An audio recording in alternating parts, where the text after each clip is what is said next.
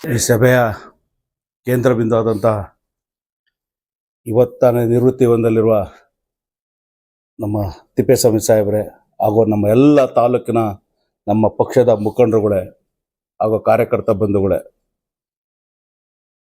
ಇವತ್ತು ನಿಜವಾಗ್ಲೂ ಯಾವಾದರೂ ಈ ಸಂದರ್ಭದಲ್ಲಿ ಜ್ಞಾಪನ ಮಾಡ್ಕೋಬೇಕು.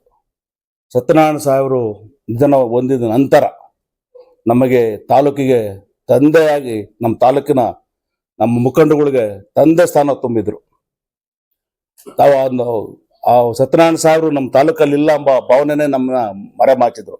ಯಾಕೆಂದ್ರೆ ಇವತ್ತು ಶಿರಾದಿಂದ ಬೆಂಗಳೂರಿಗೆ ಬಂದ್ರೆ ಎಷ್ಟೇ ಜನ ಬಂದ್ರು ಅವನ ಸಮಾಧಾನದಲ್ಲಿ ಕುಂಡ್ರಿಸಿ ಅವ್ರ ಕಷ್ಟ ಸುಖ ಸ್ಪಂದಿಸಿ ಅವ್ರನ್ನ ಶಿರಾ ಕಳಿಸಿ ಒಂದು ವ್ಯವಸ್ಥೆ ಮಾಡಿಸ್ಕೊಟ್ರು. ಮತ್ತೆ ನಮ್ಮ ತಾಲೂಕಲ್ಲಿ ಇವತ್ತು ಸತ್ಯನಾರಾಯಣ ಸಾಹೇಬ್ರು ಇಲ್ಲ, JDS ಮುಗ್ದೋಯ್ತು ಅಂತ ಜನ ಎಲ್ಲ ತೀರ್ಮಾನ ಮಾಡ್ಕೊಂಡಿದ್ರು.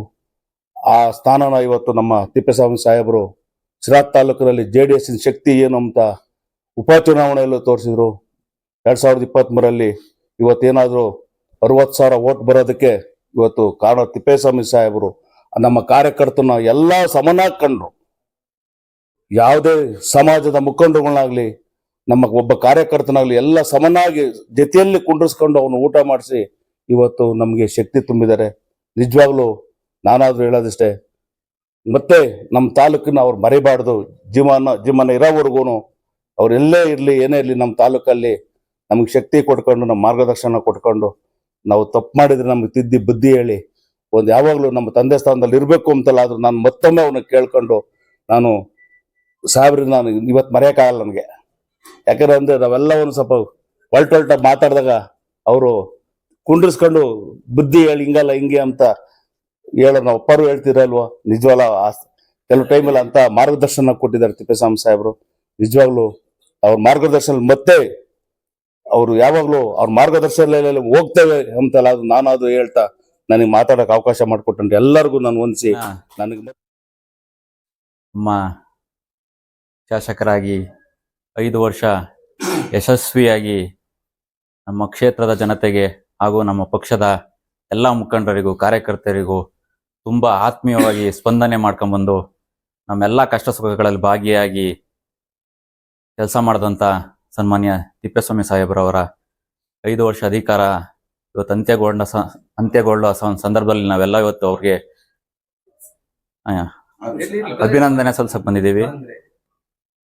ಈ ಮುಖೇನ ನಾವು ಅವರು ತುಂಬಾ ನಮ್ಮ ತಂದೆಯವ್ರನ್ನ ಕಳ್ಕೊಂಡಾಗ ನಮ್ಮ ತಂದೆಯವ್ರ ಜಾಗದಲ್ಲಿ ನಿಂತ್ಕೊಂಡು ನಮ್ಮ ಪಕ್ಷಕ್ಕೆ ತಾಲೂಕಿನ ಜನತೆಗೆ ಪ್ರಾಮಾಣಿಕವಾದ ಸೇವೆಯನ್ನು ಸಲ್ಲಿಸಿದ್ದಾರೆ.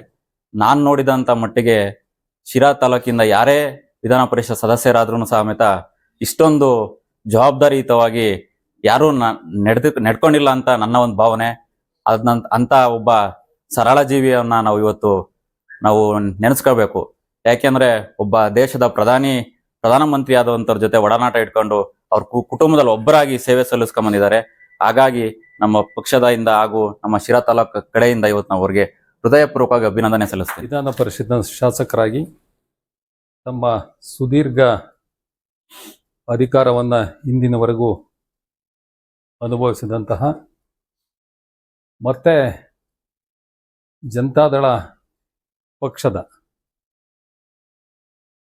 ಮೂಲ ಬೇರಿನ ಜೊತೆಯಲ್ಲಿದ್ದರೂ ಆ ಪಕ್ಷವನ್ನ ಸದೃಢವಾಗಿ ನಾವೇನೆಲ್ಲ ಹೇಳ್ಬೋದು. ಶಿರಾ ತಾಲೂಕಲ್ಲಿ 2000ನೇ ಇಸ್ವಿಯಿಂದ ಜನತಾದಳದ ಬದ್ಧತೆಯನ್ನು ಅಂದರೆ ಉಳಿವನ್ನು ಇಲ್ಲಿನವರೆಗೂ ರಕ್ಷಣೆ ಮಾಡ್ಕೊಂಡಿದ್ದು ಬಂದಿದ್ದಾರೆ.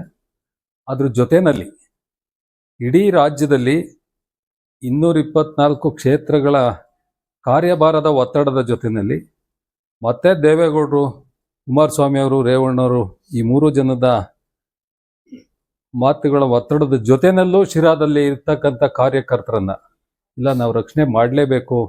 ಒಂದು ವೇಳೆ ಏನಾದರೂ ನಾನು ಹಿಂದೆ ಸರಿದ್ರೆ ಜನತಾದಳ ಅಲ್ಲಿ ಅಸ್ತಿತ್ವವನ್ನು ಕಳ್ಕೊಳ್ಳುತ್ತೆ ಅನ್ನೋದನ್ನ ಕೇಂದ್ರೀಕರಿಸಿದಂತಹ ಮಹಾನ್ ವ್ಯಕ್ತಿಯಾಗಿರ್ತಕ್ಕಂಥ ತಿಪ್ಪೇಸ್ವಾಮಿ ಸರ್ ಅವರು ಇಲ್ಲಿನವರೆಗೂ ಜನತಾದಳವನ್ನು ಸದೃಢವಾಗಿ ನಮ್ಮಲ್ಲಿ ಅನಾಥ ಪ್ರಜ್ಞೆ ಕಾಡ್ತಾ ಇದ್ದಂಥ ಸನ್ನಿವೇಶದಲ್ಲಿ ಇಲ್ಲ ನೀವು ಅನಾಥರಲ್ಲ, ಬದ್ಧತೆಯಿಂದ ಇರಿ, ನಾವು ನಿಮ್ಮ ಜೊತೆಯಲ್ಲಿ ಇರ್ತೀವಿ ಅಂತಕ್ಕಂಥ. ಅಂದರೆ ನಾನು ನೋಡಿದಂಥ ಸನ್ನಿವೇಶದಲ್ಲಿ ಇಲ್ಲಿ ಬಂದು ನೋಡಿದ್ರೆ ಇಡೀ 224 ಕ್ಷೇತ್ರಗಳ ಜವಾಬ್ದಾರಿನ ಈ ಗಂಟೆನಲ್ಲೂ ಲ್ಯಾಪ್ಟಾಪ್ ಇಟ್ಕೊಂಡು ನೋಡ್ತಲೇ ಇರ್ತಾರೆ. ಆದರೂ ಅದ್ರ ಜೊತೆನಲ್ಲೂ ಶಿರಾದವ್ರ ಜೊತೆಯಲ್ಲಿ 2 ನಿಮಿಷದಲ್ಲಿ ಮಾತಾಡ್ತಾ ನಮ್ಮನ್ನು ರಕ್ಷಣೆ ಮಾಡಿದಂತಹ ಶಾಸಕರಿಗೆ, ಜನತಾದಳದ ನಮ್ಮ ಶಿರಾ ತಾಲೂಕಿನ ಎಲ್ಲ ಕಾರ್ಯಕರ್ತ ಬಂಧುಗಳ ಸಹಕಾರದೊಂದಿಗೆ ಅಭಿನಂದನೆಯನ್ನು ಸಲ್ಲಿಸ್ತೇವೆ. ಮುಂದೆನೂ ಸಹ ತಮ್ಮ ಮಾರ್ಗದರ್ಶನ ಶಿರಾಕ್ಕೆ ಇರಲಿ.